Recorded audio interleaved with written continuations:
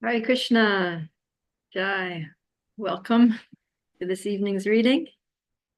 We're going to be continuing with Venu Gita, chapter 9, the saintly birds of Vraj. And hopefully we'll be able to finish this chapter today, even if we might go a few minutes over time, but I'd like to finish this chapter today. So we left off yesterday with Purnamasi Devi of Vrindavan speaking. And she was just about to narrate the adventures of Krishna and his bird associates. This chapter is all about the birds. So she was just about to tell us about Krishna and how he interacts with his bird devotees. So it says the gopis sat respectfully at the feet of Purnamasi, absorbed like the sages of Naimisharanya, desirous of hearing the Bhagavatam from the renowned Sutta Goswami. So now Purnamasi, who is also Yogamaya of Vrindavan, speaks. She says, long before this age, when Treta Yuga overlapped Dwapar Yuga, and the piety of kings and Brahmins rivaled the gods in heaven, there lived the great king Ram, the son of Dasharath. He was like a god on earth, and his piety, chivalry, sense of justice, and learning had no limits. The great sage Valmiki had recorded his deeds in the great Ramayana, which you have all heard recited in your homes as children. The ladies prepared to hear some wonderful narration from the lips of their preceptor. So apparently the Brajbasis tell their children stories from Ramayana as little bedtime stories, because the pastimes of Ram happened before pastimes of Krishna. So she continues, I have heard from my divine master, Devarshi Narada. Purnamasi paused to offer her pranams, ornamented with a silent moment of respect, and then continued, that Sri Ramachandra, the king of Ayodhya and the emperor of this earth, was none other than our beloved Nandanandana in an earlier life. As he now tends to his duties of herding cows, in the past he was devoted to the Brahmanas and loved his subjects as his own children.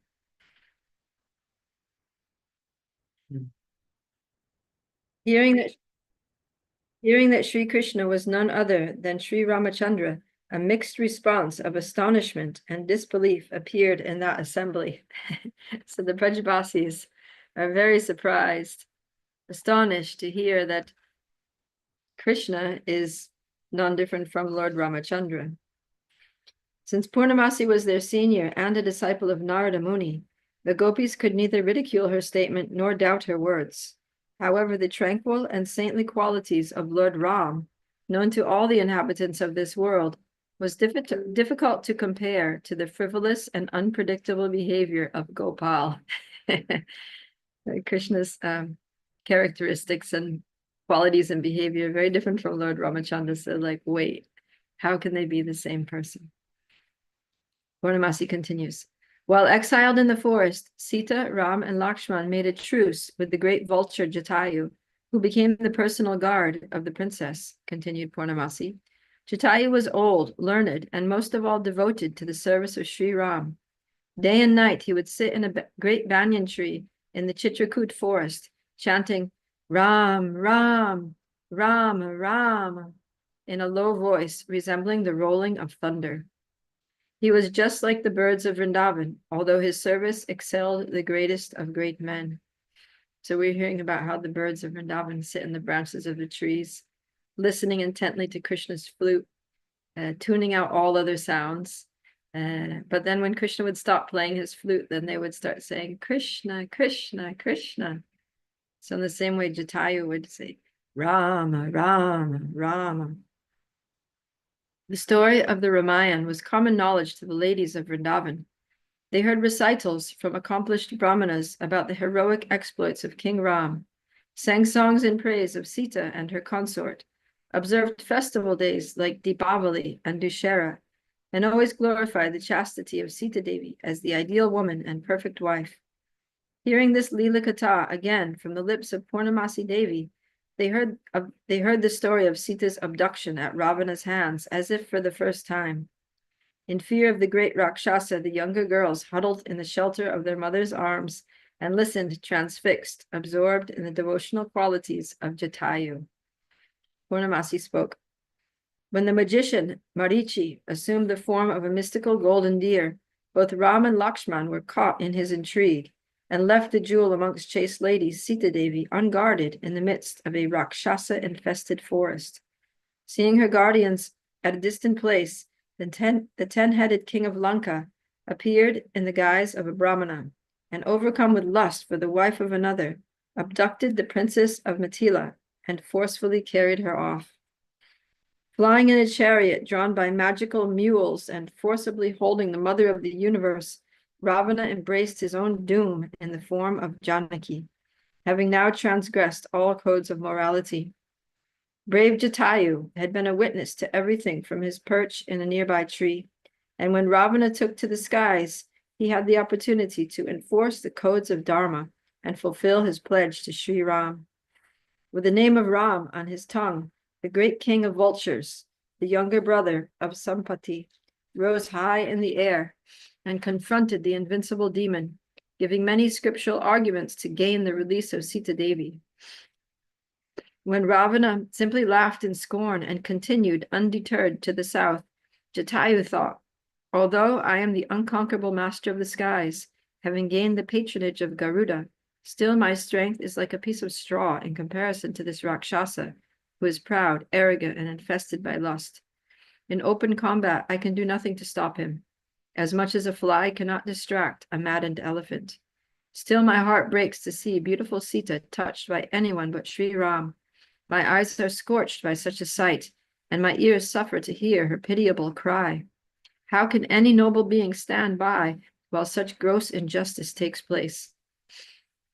As Jatayu flew above Ravana's chariot, Sita held her arms out to him and cried, "Oh, Jatayu, my dear friend and protector, please save me from this horrible demon who desires to separate me from my very life, my beloved husband, Ram." Unable to tolerate Sita's plaintive cry, Jatayu, who knew that confronting the demon meant entering the jaws of death, and considered no gain superior to dying in the service of Ram, and no ignominy greater than neglecting his word of honor, attacked Ravana like lightning flashes among clouds.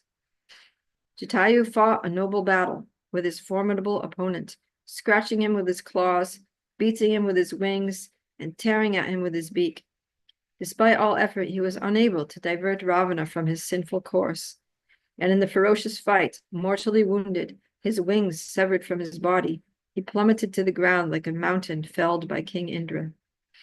Knowing in advance that his death was imminent, Jatayu happily gave his life for Sita Devi, for devotional service to the Lord is absolute and should be executed without attachment to success or failure. Although a bird, Jatayu is the great exemplar of selfless devotion, and we should always treasure his glorious service in our hearts. The gopis cried a torrent of tears upon hearing of Jatayu's devotion to Ram, their faces flushed out of affection. When Purnamasi narrated the details of Jatayu's death, how the name of Ram decorated his tongue, and how his head was tenderly held in the arms of his lord, many gopis began to sob aloud. When she spoke of his funeral ceremony, personally executed by Ramachandra, who lamented for the departure of his devotee, their pain became intolerable. Overcome by the Lord's Bhakta Vatsala, many fainted away, while others became stunned. Just finding it interesting, the extent to which the gopis were influenced by this story, how much they were emotionally affected by this story. Because we hear the story and we think, okay, that was, a heroic feat, and, he died gloriously, but we're not, crying and fainting and experiencing intolerable pain. So it just shows, the level of these gopis of Vrindavan, how deep their affection is for Krishna, and how much transcendental empathy they have for other devotees, and hearing about the intensity of love in their relationship with Krishna. The gopis can really identify with that. They can relate to that. And when they hear about this Jatayu giving his life in the service of the Lord, and how that ended up, how he actually, how Krishna reciprocated with him, it touches their hearts in such a deep way because they've also given their lives in the service of the Lord. They know what it feels like to experience the Lord's embrace, the Lord's affection, and it's increasing their own love for the Lord. So that's causing all these ecstatic symptoms. So that's, as we advance in Krishna consciousness and we hear the pastimes of the Lord and the pastimes of the devotees of the Lord and their relationship and service for the Lord, then the more we advance, the more it's going to impact our hearts, the more we're going to feel like emotions, like real spiritual emotions coming up through hearing. Inundated by the gopis' ecstatic love, Purnamasi could speak no more. So she was affected by the gopis. So the gopis were affected by Jatayu. And then when Purnamasi saw how the gopis were, inundated by experiencing ecstatic love, then she also became affected by their love. Her crystal tears flowed down from her beautiful face and mingled with the rivulets of prema from the gopis' eyes. That combined stream of liquid love flowed from the palace rooftop to the garden below, where it was absorbed by the soil of Vraj, that inconceivably divine land, whose opulence is the affection of its inhabitants for Sri Krishna, and whose happiness is bestowing that love upon those who follow the path of the Brajvasis.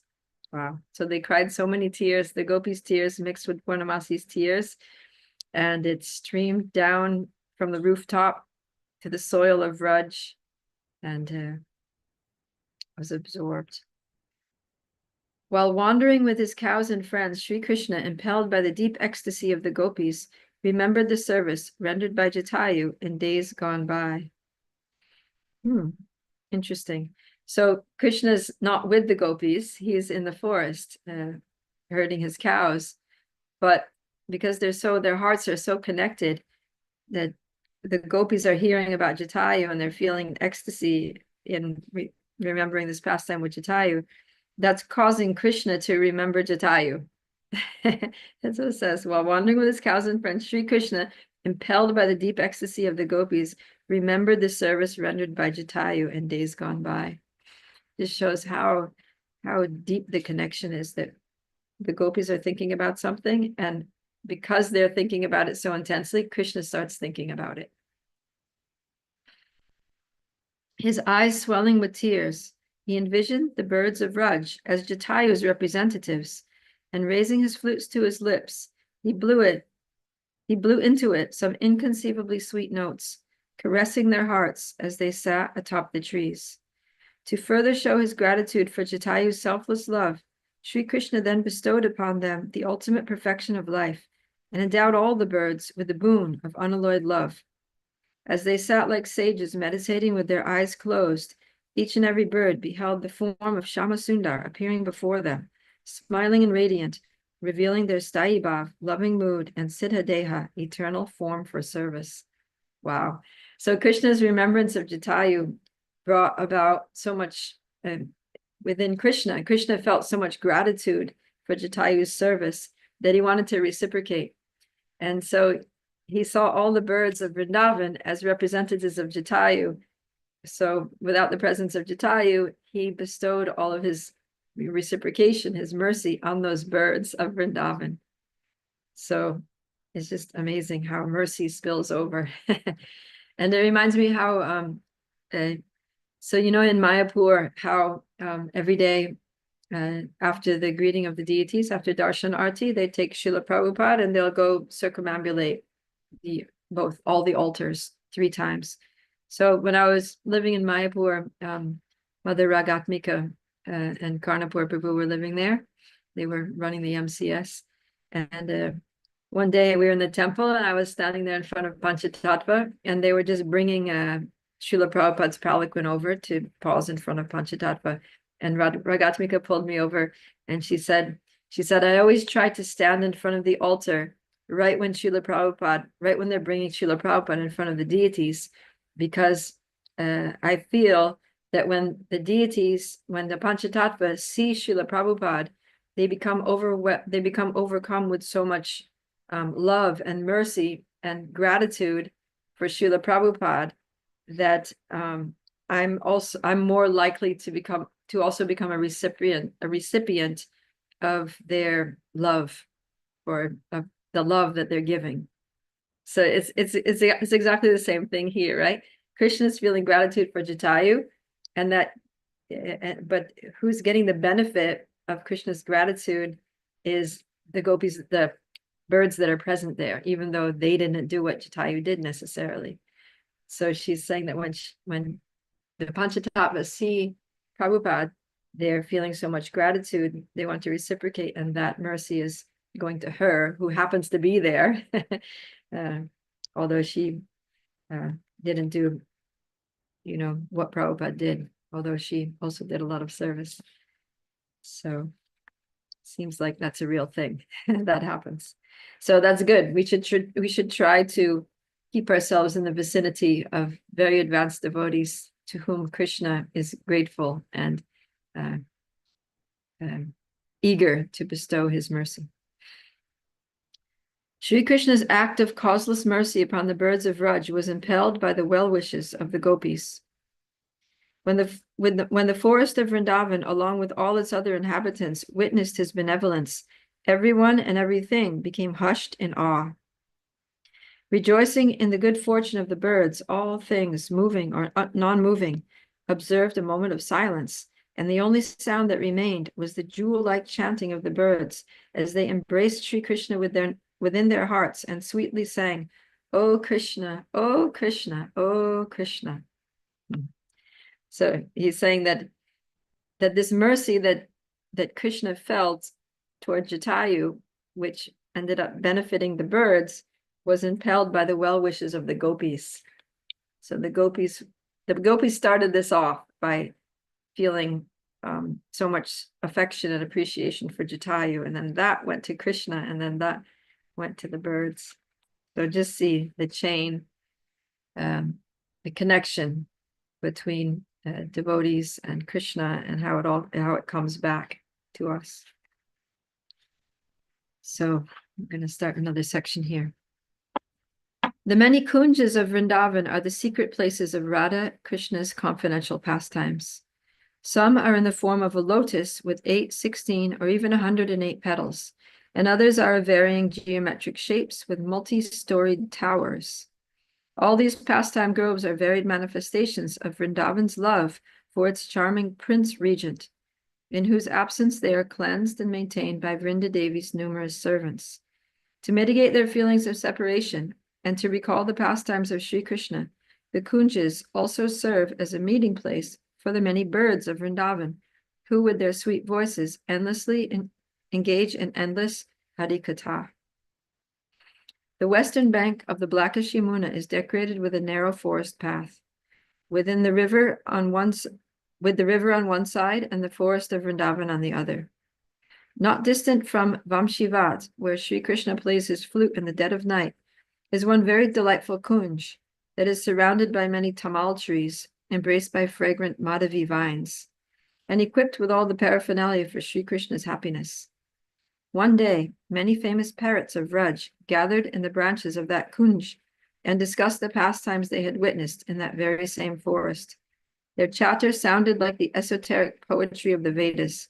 Their movements resembled the dancing of apsaras, and their love cascaded like waves of the Yamuna.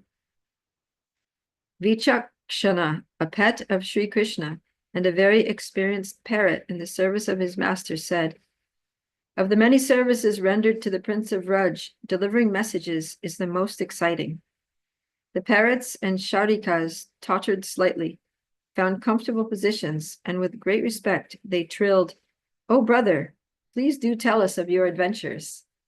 So this parrot named Vichakshana sometimes delivers messages on behalf of Krishna, and the other birds want to hear all about it.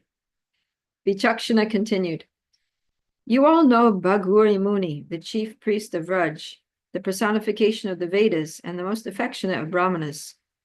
All the birds made gestures of respect by bowing their heads or flapping their wings. On the day he was commissioned by the king of Vraj to perform a yajna, Sri Krishna planned to waylay the gopis as they brought ghee for the pouring of oblations. To please his friend, Subal planned to erect a toll station and tax the gopis for their ghee, beauty, and youth.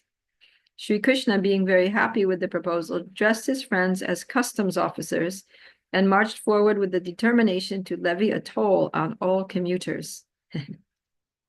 The female parrot, Shubha, flapped her wings and said, "How unfair! Govinda is always discriminating against the innocent gopis."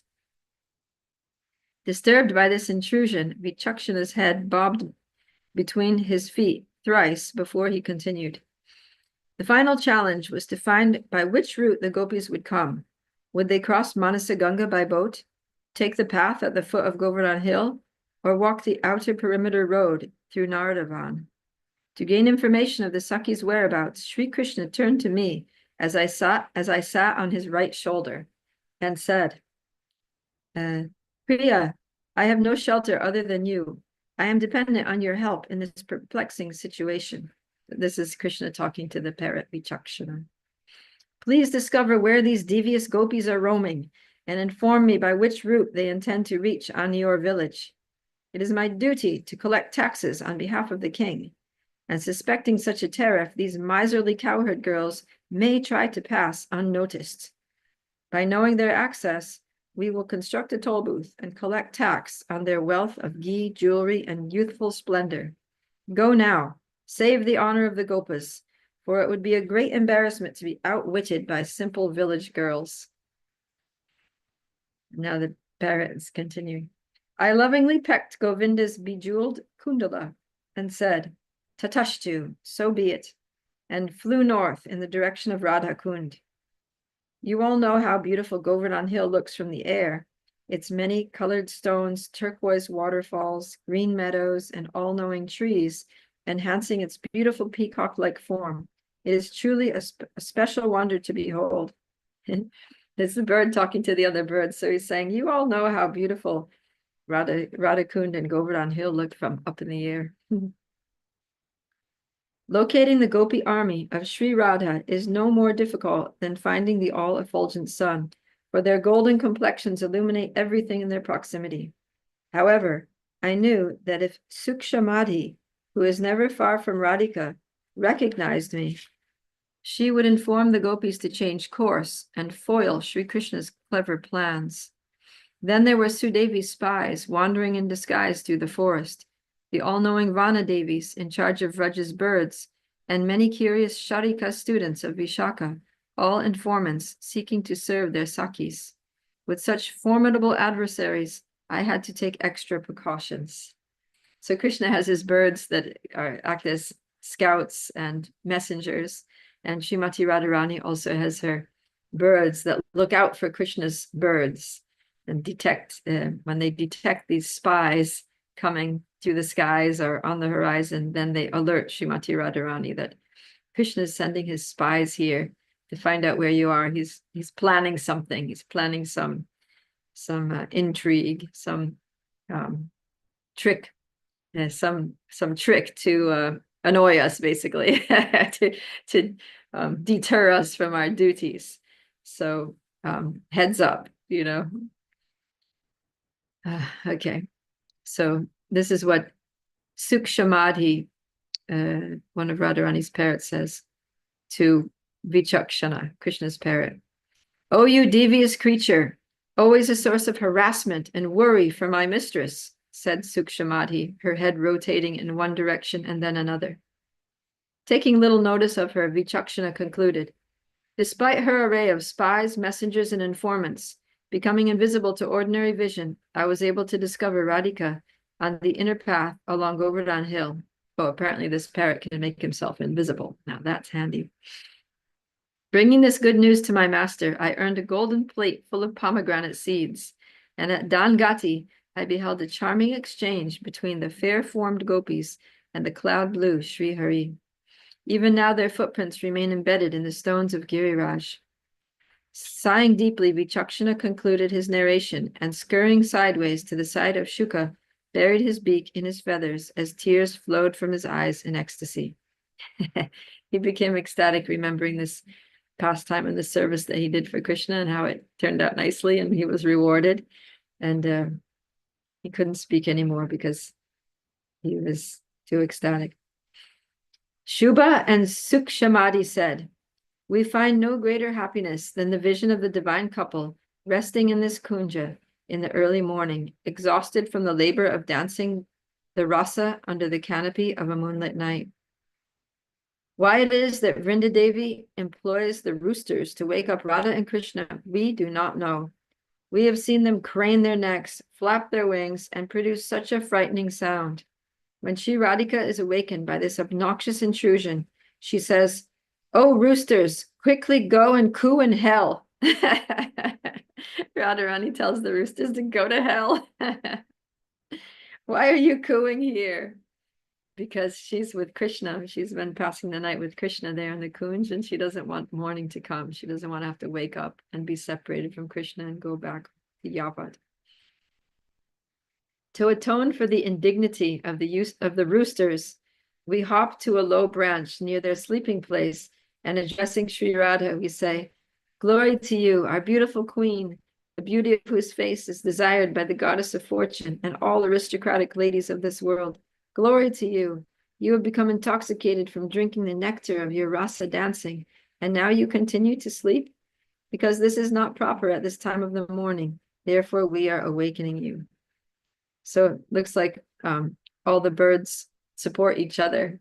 So when these parrots see that the roosters are being not appreciated, then they go in and they kind of gently explain the situation and come to the defense of the roosters.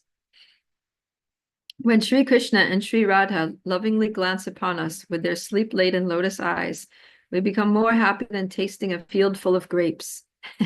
And when they cast a tender smile of acknowledgement our way, well, what can we say? At this, the Sharikas became silent, and remembering their master's kindness, tears dripped from their eyes, falling to the leaves at their claws. Shuka flapped his wings to get the attention of the others, who, being carried away by the bhava of Hari Katha, were all very anxious to speak. Although their chatter reached a frantic pitch, he calmed his green associates and said, "Not long ago, while flying over the Yamuna for a long distance, I seemed to enter another part of Vrindavan, where the mood of Madhurya became dominated by Audarya.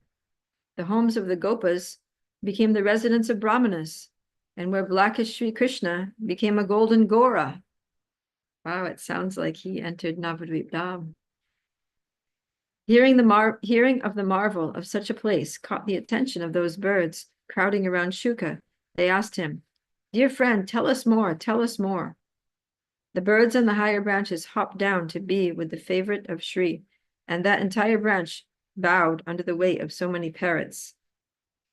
On the bank of the Alakananda Ganga, the elder sister of our Yamuna, in a forest of the name Godruma, which is no different than the forest of Nandagram, I saw Sri Krishna dressed as a Brahmana, with the complexion and emotions of Sri Radha, and accompanied by many male friends who seemed to be the Gopas and Gopis of Vraj.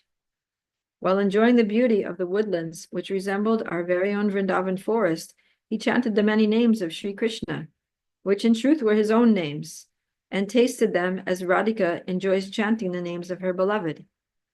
I could understand that this Gora was my Sri Krishna, but in his typically tricky way, he had disguised himself for purposes probably best known only to him. Being enchanted by his form, his name surged forth from my heart, and my tongue automatically began to chant, "Gora, Gora, Gora," as I experienced the bliss one tastes by singing the names of Radha Krishna. Wow. So this pastime, actually, of the parrot chanting Gora, Gora, actually happened at a place in Navadvip Dham called Harihara Kshetra, in the forest around there, on the bank of the Alakananda. And that's exactly what's being described here. When he saw me perched on a tree, so when Lord Chaitanya saw this parrot chanting Gora, Gora, when he saw me perched on a tree, he glanced at me with remembrance and extended his golden hand my way.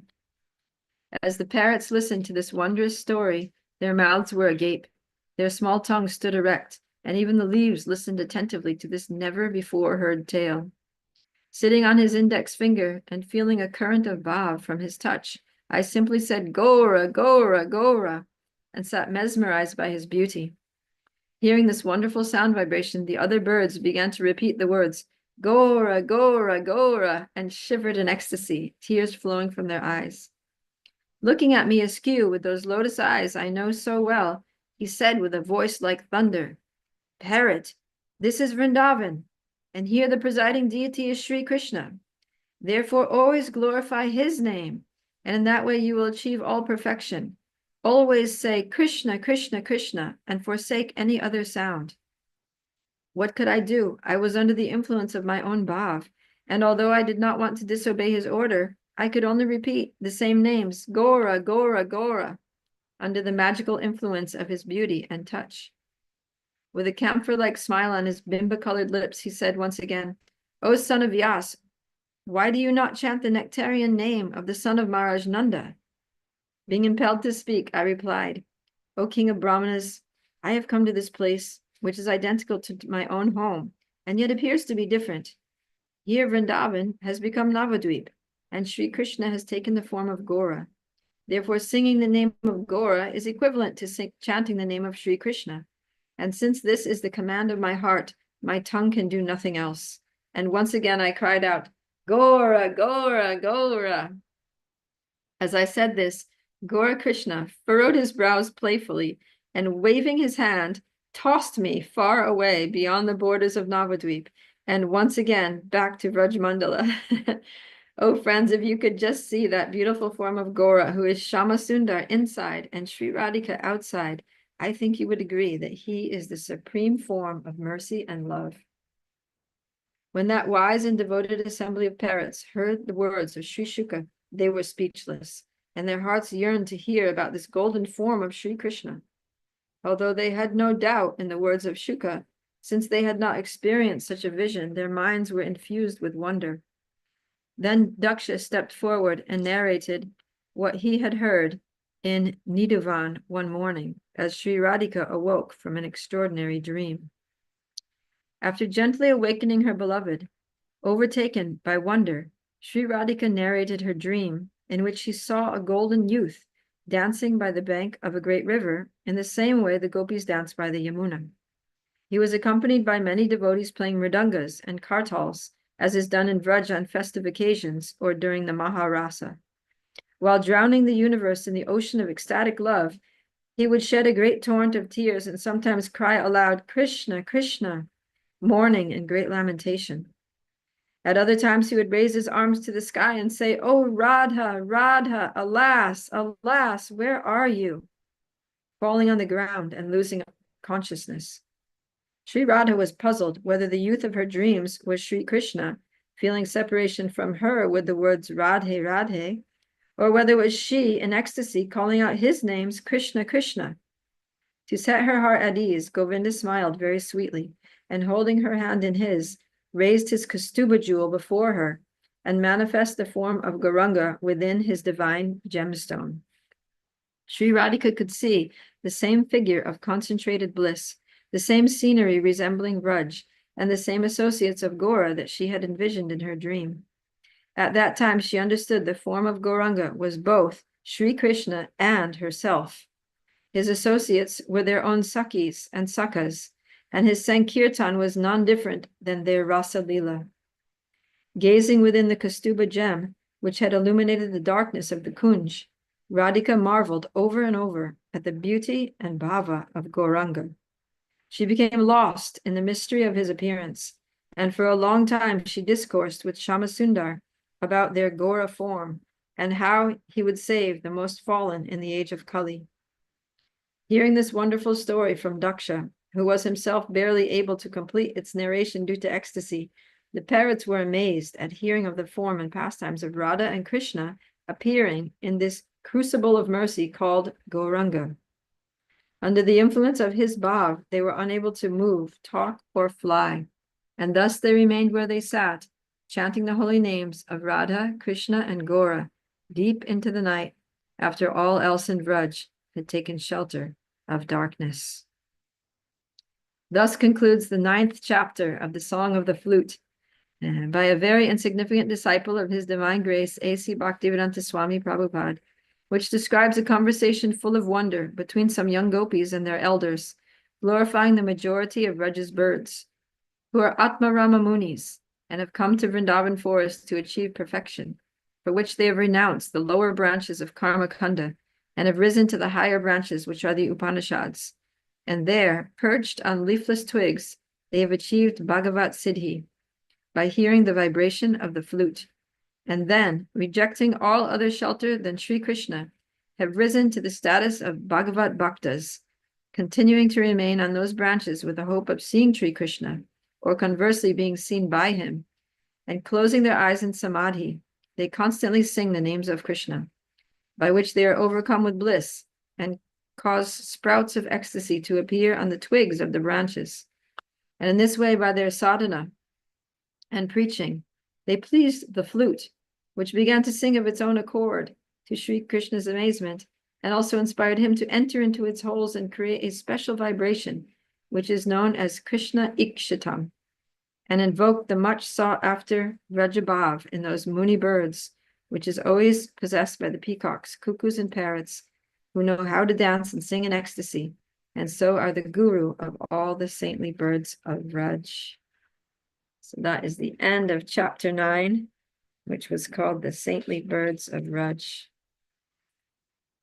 All glories to the birds of Vraj and their transcendental service and pastimes with Krishna and Sri Radha and Gauranga.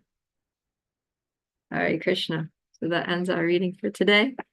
Thank you for tuning in, and hopefully see you tomorrow. Hare Krishna.